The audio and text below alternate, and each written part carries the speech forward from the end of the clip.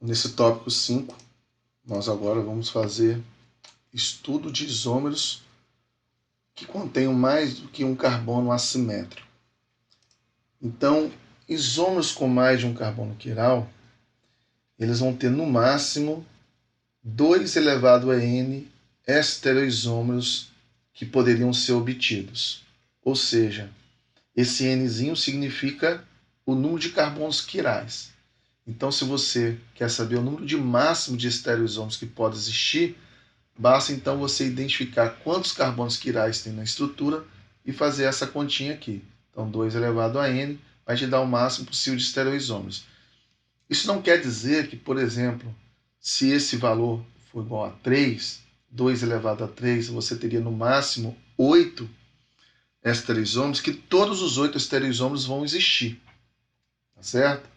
Essa forma indica o máximo de representações que você pode fazer, mas não quer dizer que na prática todos eles possam existir. Tá certo? Então aqui nós vamos trabalhar com moléculas com poucos carbonos quirais, né? Não vai ser com muitos carbonos quirais, não. Por exemplo, então no 3-cloro-butano-2-ol, ele apresenta esses 2 carbonos quirais. Se ele tem 2 carbonos quirais, então 2 elevado a 2, você vai ter 4 estereoisômeros que esse composto pode ter, né? Então você vai desenhar esses 4 estereoisômeros. Então a maneira de desenhar os 4 estereoisômeros estão aqui colocados para vocês. Então vou dar uma dica aqui de como que você vai fazer a representação desses 4 estereoisômeros. E se você seguir essa dica, isso pode ser fácil na hora de desenhá-los. Primeiro você tem que observar o seguinte: esses carbonos aqui, ó, CH3, carbono, carbono, CH3, eles estão no plano. As linhas estão retas aqui. Não está tracejada nem cheia. E eu escolhi para colocar no plano justamente a minha cadeia carbônica principal. Isso é uma boa dica. Você não é obrigado a colocar os grupos dessa maneira aqui. Mas isso facilita para você se você fizer dessa forma. Quando eu desenho a forma de perspectiva dessa maneira, eu estou indicando que esse grupo está ao contrário desse, e ou seja, não existe aquela tensão torsional que uma ligação está na direção do outro. Então, que nós estudamos lá no capítulo 2. Então aqui, se um grupo não está na direção do outro, você tem a configuração mais estável, que é aquela configuração alternada. Tá certo? Então, quando você desenha dessa forma no plano, você está indicando que essa configuração sua é alternada. Bom, coloquei então a cadeia principal aqui no plano. Agora eu desenho os grupos. Quando eu vou dar o nome para essa molécula, eu tenho que começar a numerar daqui. 1, 2, 3, 4. Então, no carbono 2, que é esse aqui, você tem um CH3 ligado nele, um hidrogênio que foi desenhado para trás, isso facilita na hora de dar o nome, e a hidroxila desenhado para frente. Ah, você quer trocar aqui? Pode, não tem problema. A sua primeira molécula você desenha do jeito que você achar melhor. Já o carbono 3, você tem um CH3 no plano aqui, o cloro para trás e o hidrogênio foi colocado para frente. De novo, você pode trocar. A partir do primeiro momento que você desenhou a molécula desse jeito, as outras 3 moléculas você vai se basear nela. Então, a primeira coisa que você vai fazer para desenhar a segunda molécula é fingir que tem um espelho aqui na frente. Então, você vai desenhar o composto 2, que é o enantiômero do composto 1. Então, você observa que uma imagem do outro. Esse OH está próximo aqui, está para frente, esse hidrogênio está próximo, está para trás, o CH3 está no plano, e o plano agora faz essa linha dessa forma, contrária dessa daqui, já que isso aqui é o espelho. Então, o cloro continua para trás e o hidrogênio para frente. Então, essa estrutura é a imagem dessa. Então, você tem um par de enantiômero. Quando você for desenhar o composto 3, você vai se basear na primeira estrutura também. Perceba a diferença do 3 para 1. Está apenas aqui, ó. O hidrogênio aqui está para frente e aqui ele foi desenhado para trás. O cloro aqui está para trás e aqui foi desenhado para frente. Já o carbono onde tem hidroxila com o hidrogênio CH3 está do mesmo jeito. Ou seja, o seu composto 3, você vai escolher ou você inverte a posição aqui ou aqui, não as duas ao mesmo tempo. Neste caso, preferiu inverter a posição deste lado. Ou seja, esse composto já é diferente desse, que é diferente deste, né? Porque você trocou a posição aqui. Então, esse é o terceiro composto, que não é imagem de nenhum dos outros dois. Quando um é imagem do outro, nós chamamos de enantiômero. E esse 3, ele não é imagem do 2, então eles são diástero isômeros. E o 3 também não é imagem do 1, também ele é um diástero isômero. São diástero isômeros. 1 e 3 são diástero isômeros. Para desenhar o composto 4, você novamente finge que tem um espelho aqui na frente e desenha a imagem especular de 3. Então, 3 e 4, eles são enantiômeros, uma imagem do outro. Então, 4 não é imagem de 2. Então, 4 é diástero isômero. Forma um par de diástero isômero com 2, assim como 1 e 4 também não são imagem um do outro. Então, eles são diástero isômeros. Então, é assim que você deve proceder na hora de fazer o desenho dos seus 4 estereoisômeros quando você tem 2 carbonos quirais na sua estrutura. Bom, os diásteroisômeros que eu falei anteriormente, eles são estereoisômeros que não são enantiômeros, ou seja, um não é imagem do outro. Portanto, as propriedades físicas entre os diásteroisômeros são diferentes, assim como as propriedades químicas também. Agora aqui foi feito para você a representação daqueles mesmos compostos do slide anterior, dos 4 estereoisômeros do 3-cloro-butandoizol. Só que aqui usou a projeção de Fischer. No caso da projeção de Fischer, você faz essa linha. Como são 2 carbonos quirais, você tem que colocar 2 carbonos quirais aqui nessa cruz. Então faz uma cruz aqui em cima e outra abaixo. Em um dos carbonos quirais, você tem hidrogênio, CH3OH ligado, e no outro você tem hidrogênio, cloro e CH3 ligado. Você desenhou o primeiro dessa forma, o segundo você vai fingir que tem um espelho aqui na frente, uma imagem do outro. O terceiro, você vai pegar o primeiro e vai inverter, ou aqui ou aqui. Aqui o que foi invertido foi o cloro com o hidrogênio. Hidrogênio e hidroxila ficou no mesmo lugar. Então esse composto 3 é diferente do 1, que é diferente do 2, e o 3 não é imagem nem de 1, nem de 2, portanto 2 e 3 são diástero isômeros, e 3 e 1 também são diástero isômeros. No caso para desenhar o composto 4, basta você fingir que tem um espelho aqui na frente e fazer a imagem dele também, como a gente mostrou anteriormente. Então, isso aqui mostra para você a representação na projeção de Fischer, caso você tenha mais de um carbono assimétrico. Essa projeção de Fischer, na verdade, ela representa a molécula na sua conformação eclipsada. E nós, lá no capítulo 2, mostramos que a conformação eclipsada ela tem mais alta energia porque as ligações estão na mesma direção um do outro. Então, perceba a diferença dessa representação aqui colocada com do slide anterior. Eu até trouxe para esse slide também a molécula 1 que foi mostrada no slide anterior. Olha no slide anterior, a molécula 1 foi desenhada assim, ó, no plano CH3, carbono-carbono no plano, carbono-CH3 no plano. Então está formando o plano dessa forma. Quando eu desenho dessa maneira, eu estou representando a molécula em uma forma de perspectiva e ela está alternada, que é a mais estável.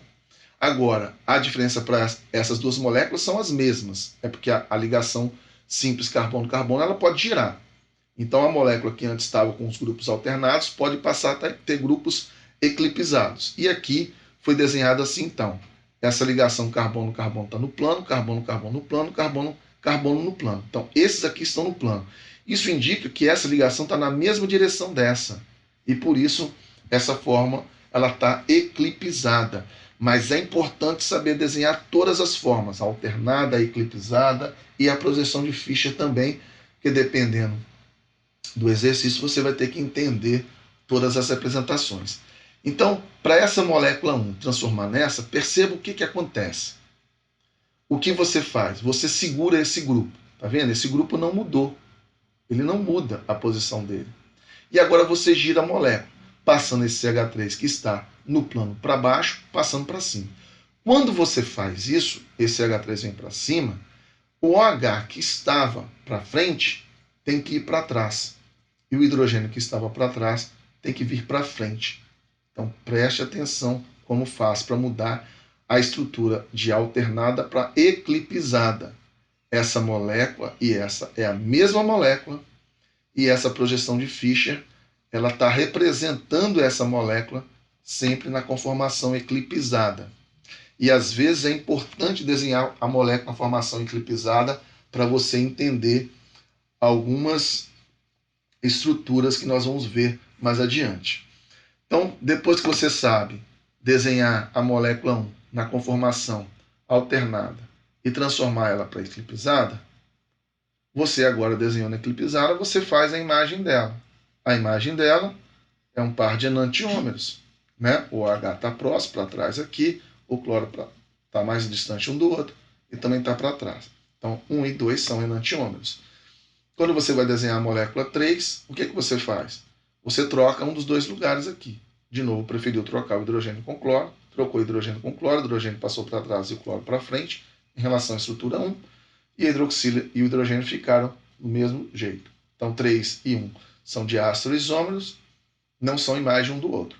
Para você desenhar a molécula 4, basta você fingir que tem um espelho aqui na frente e fazer a imagem dela aqui. Então, você consegue desenhar os 4 estereoisômeros agora numa conformação eclipsada, que, como eu disse antes, é importante você entender como passar dessa conformação para essa.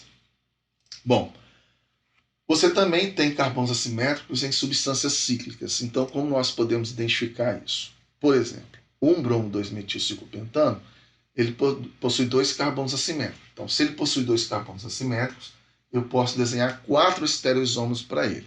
Então, aqui está desenhando os 4 estereoisômeros. 2 são isômeros cis e 2 são os isômeros trans, né? Aqui o cis 1-bromo-2-metilciclopentano e aqui o trans 1-bromo-2-metilciclopentano.